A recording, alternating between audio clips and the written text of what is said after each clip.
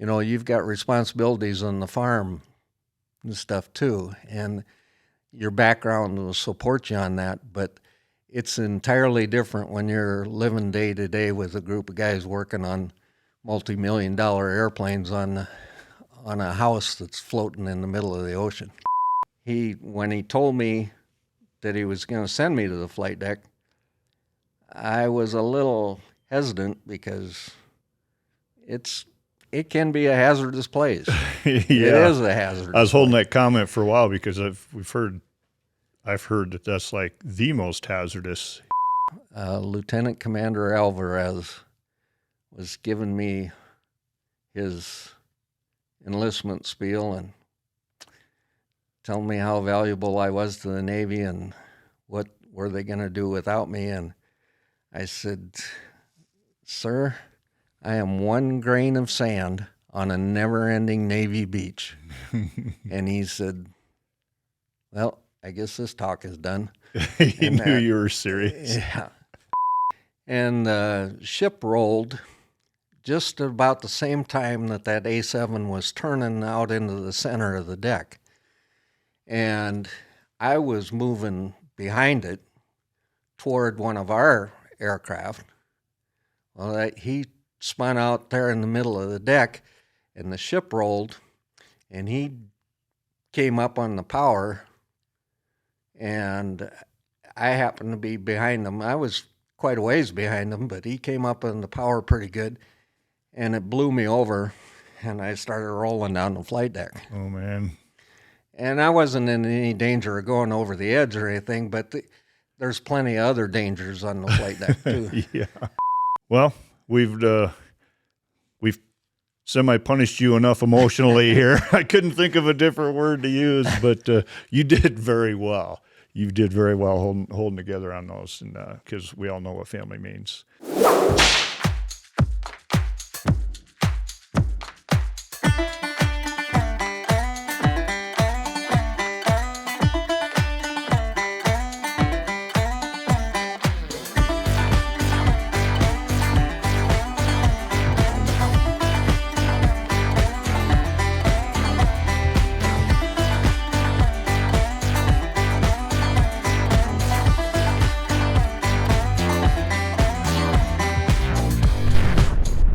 Hello, this is Jimbo from the YouTube channel Jimbo, South Dakota, and this is the Hog House Chronicles podcast. And today I'm visiting with a good friend from way back who built this bar. He and Steve Abraham, Abe. And we were just looking at the signature over here. We had a fire in here quite a few years ago, and it smoked up the whole bar, and there was no artwork on it at the time. But years later, we sanded it down. My oldest daughter helped show me how to wood burn. We got 7 characters in here. But we left a corner here that's as dark as when it was smoked up with the signature and the date. I believe January of '99 is when it was built. So this is Jim Kelley. He's retired from the South Dakota Air National Guard as a crew chief, and he's got some Vietnam time and a lot of stuff to talk about today. We actually made some notes, so you'll see there's more papers on the table than usual, but we want to make sure we didn't miss anything, because half the time when we sit over here after filming, people remember things that they wanted to say. So I believe we're plenty prepared here today. And Jim, thanks for coming and agreeing to do this. I've had you on the list for a while, and I couldn't remember, to tell you the truth, if I had actually asked you yet or if I just had you on the list. So welcome. Well, thanks for having me. I'm glad to have the opportunity. Yeah, it's going to be... Hope you find me interesting enough to... Oh, yeah.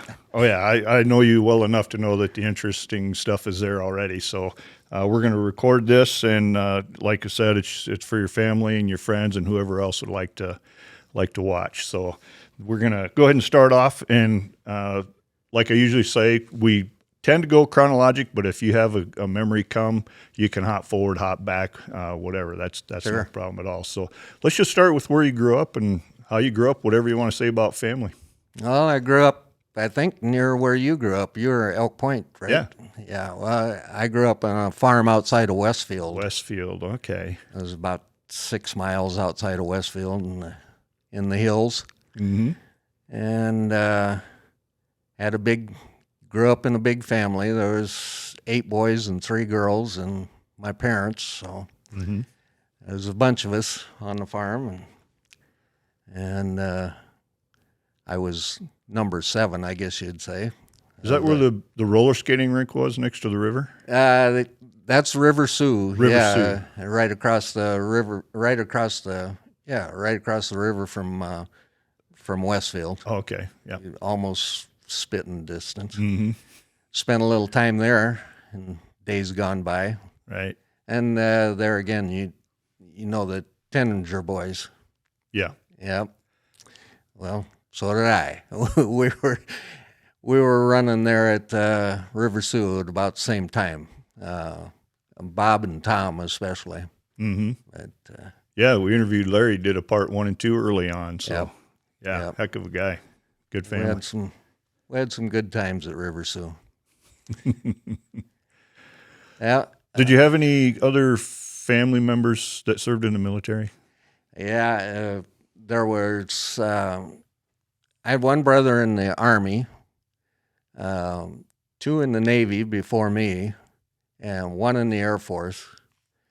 And my oldest brother, Dan, he's 12 years older than me. He didn't serve in the military, but if I remember correctly, he was working at Western Electric. Used to be an arm of AT&T. He worked for Western Electric, and he was working on a government contract in Alaska, I believe, and he did get his draft notice or orders to report for a physical, and at the time during that contract, then he got a deferment to stay on that job because it was a military contract.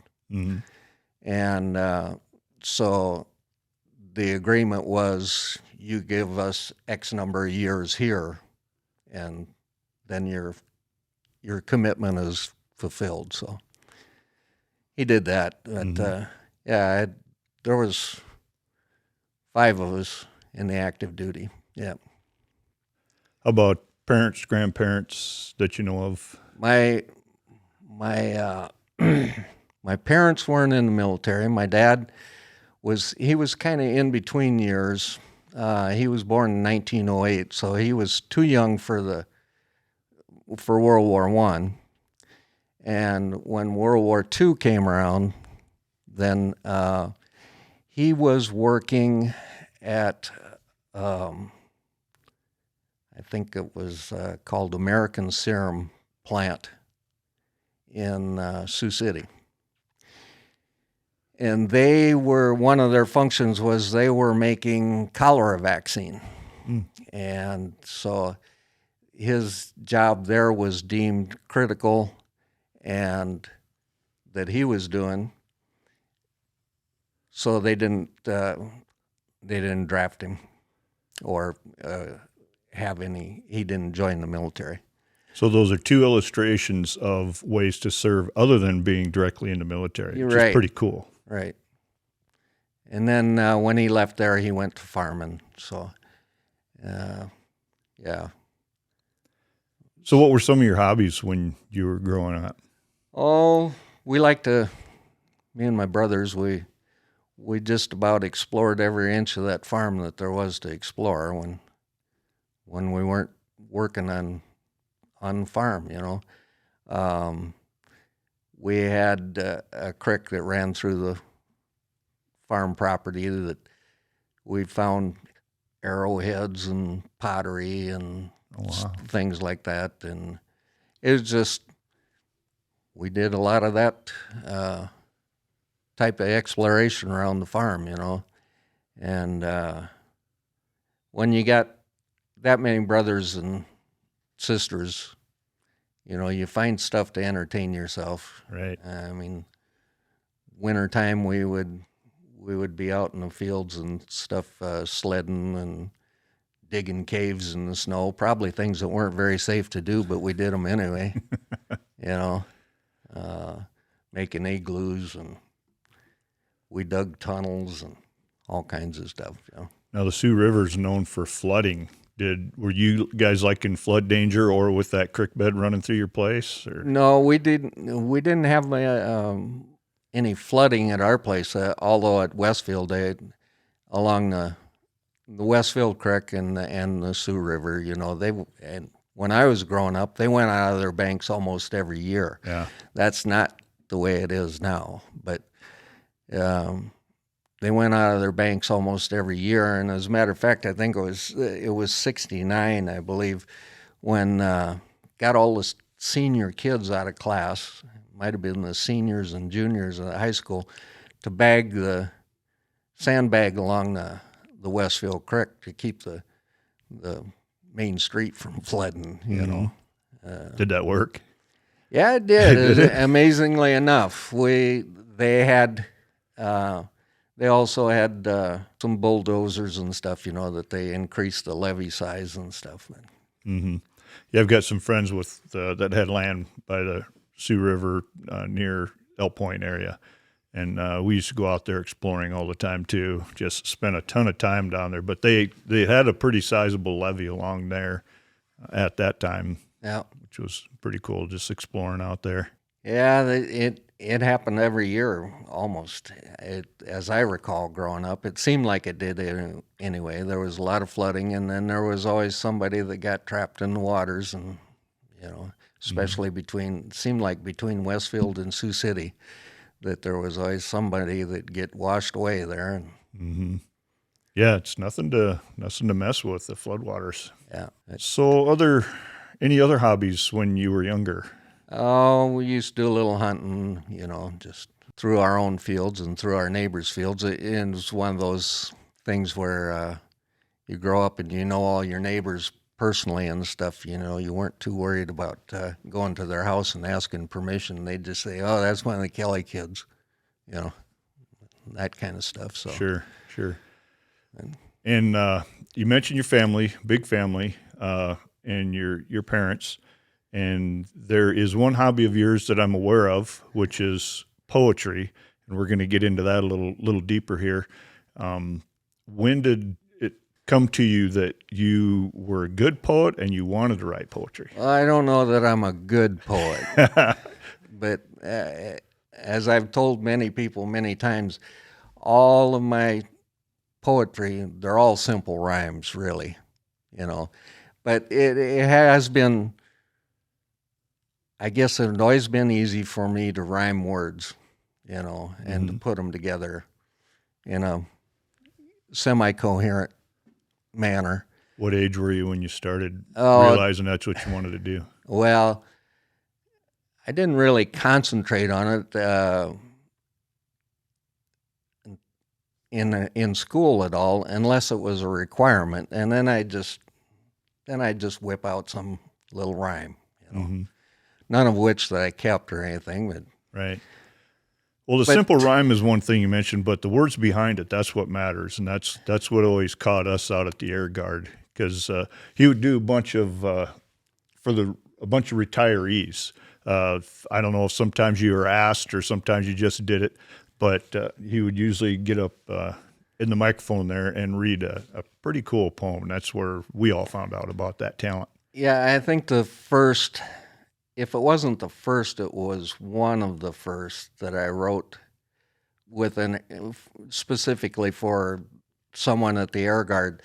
I think it was for Orv Rosklin, Zorba, when he retired. Because Zorba was really a unique character in the sheet metal shop, and he was well liked, and he was very skilled, and I'd known him for several years from working at the Air Guard, and also prior to that, when I worked at Business Aviation.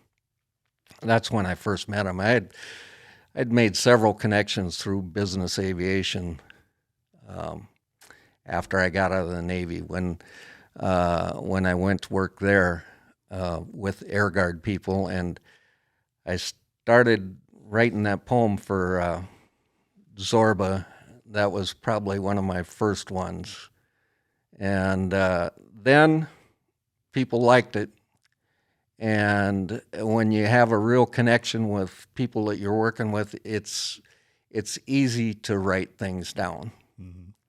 It's not always easy if you don't have that personal connection and that constant input of information. And that's why I've kind of backed away from doing those, except for I occasionally do one for family because I've got that connection, Mm-hmm. you know. But when you're working day to day and you see everything happen day to day, it's a lot easier to put them together. Did you usually go by memory, or did you make notes on some? Sometimes I would make notes, and a lot of it was memory or personal experience, and other times I would get input from family members or other coworkers and that kind of stuff. Yeah. So, Well, we have 3 examples of these, and the first 2 deal with family more so. yeah. So we'll let you go with that one and tell us whatever you want about it, and go ahead and read through it. Well, this one I wrote for my mother. We were going to have an 85th birthday party for her, and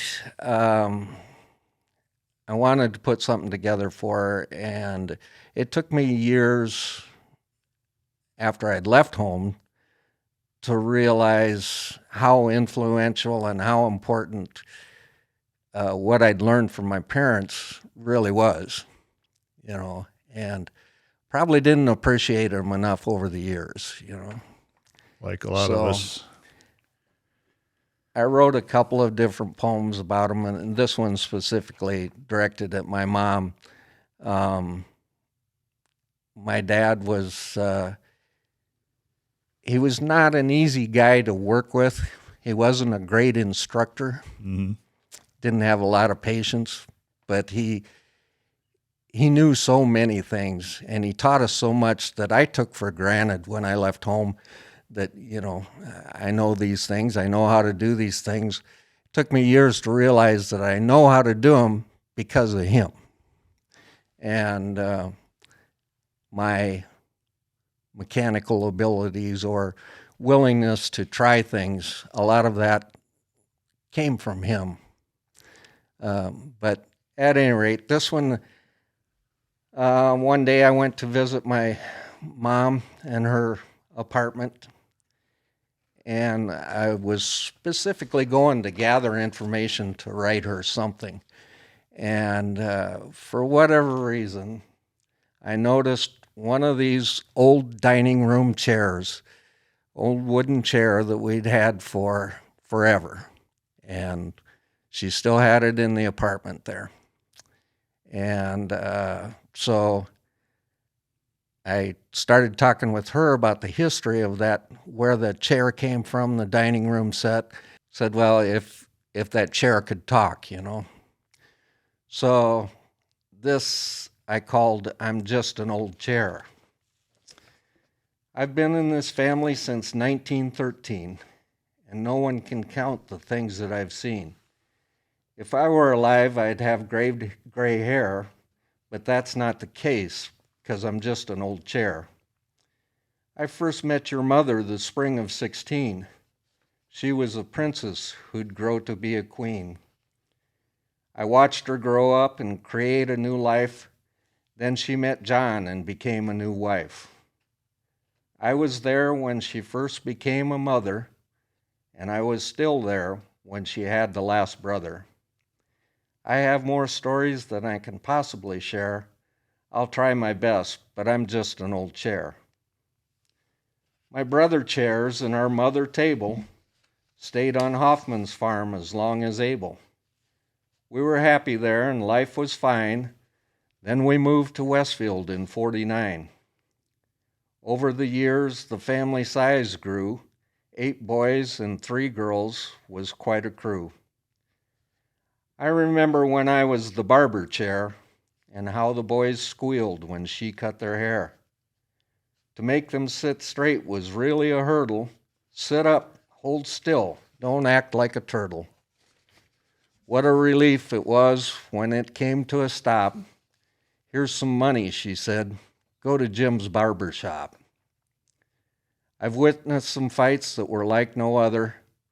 It's hard to believe he'd do that to a brother. She was always there to break up the fight and make sure they knew wrong from right. When asked, don't you want some new things so bad? She'd say, you can't miss something you've never had. And when John was angry and upset with a kid, she calmed him down by the things that she did. Her calm and her guidance made all get along. From my spot on the floor, she seemed very strong. To find someone like her is truly rare. That's what I think, but I'm just an old chair. I've watched for years as she baked breads, rolls, and pie. If all stacked on end, they'd reach to the sky. She fed thrashers and shellers, balers, and such, and always made banquets from not very much.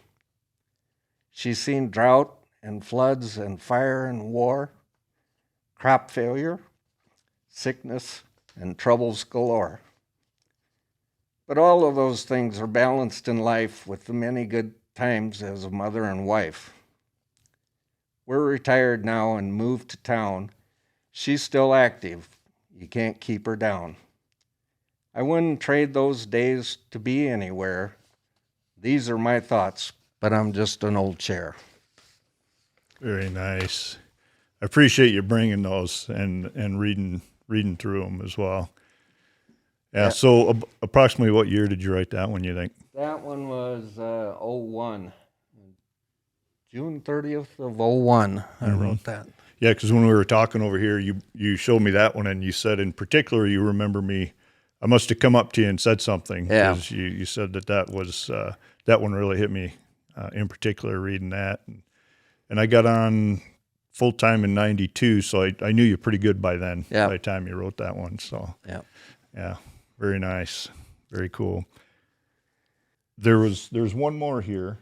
I was thinking of more to talk about between them, but I'm thinking that now's the time just to go ahead because you've got another one here called "My Parents Were Artists." Yep.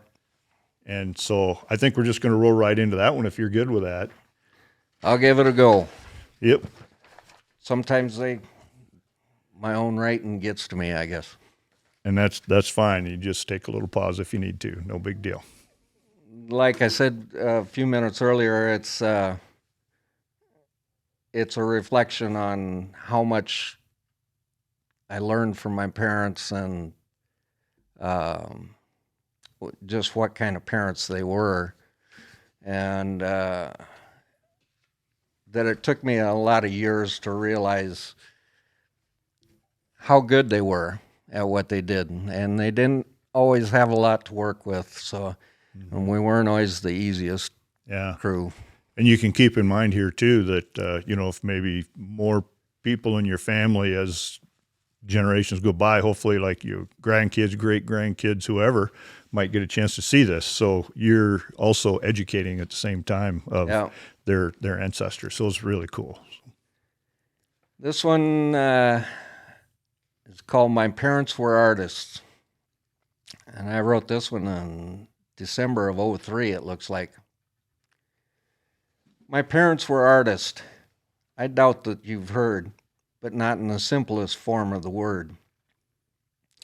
As this goes on, I'll try to point out exactly what I'm talking about. To the outside world, they were farmers, you see, but their lives have different meaning to me. They created 11 little-known works, each unique souls with our own little quirks. We were shaped and tinted by their hand, and we grew up to adults while working the land. My dad was meticulous as Michelangelo. Each task, chore, job had to be just so. He worked in stone, carving out 8 boys. He chiseled and hammered and created much noise. When he wasn't shaping boys to men, poetry was written, but not with a pen. He wrote his verses each year in the fields when he planted the hills to make fall yields. The rows of corn and beans wrote a poem. Their rhythm is with me wherever I roam. In summer, he painted the landscape green with grains and hay used for the scene. When the crops were ripe in the fall, his machinery made music to harvest it all. My mother made great works too, with little to use, so much she could do. She toiled each day, and like a magician, banquets were made in her tiny kitchen. Each 2 or 3 days, she baked enough bread to make sure her army of kids was fed. The girls were trained throughout their days in the tasks of the home by her steady ways. And when my dad would blow his top, she used her magic to make him stop. Like soft watercolors, she painted each kid with all the loving things that she did. Don't get me wrong, mistakes were made, but they did the best with the hand they played. 3 girls and 8 boys were all raised then. The girls are fine women, the boys are good men. Now you know how it happened. The very next time, I tell you my poems are all simple rhymes. They're to blame for this would-be poet. My parents were artists, they just didn't know it. I'm sure your whole family appreciates those. Well, it's kind of laying things out there, you know, No doubt. And we appreciate you things that doing that. weren't always said. Yeah. You know. Yep, that's for sure. All right. Well, we've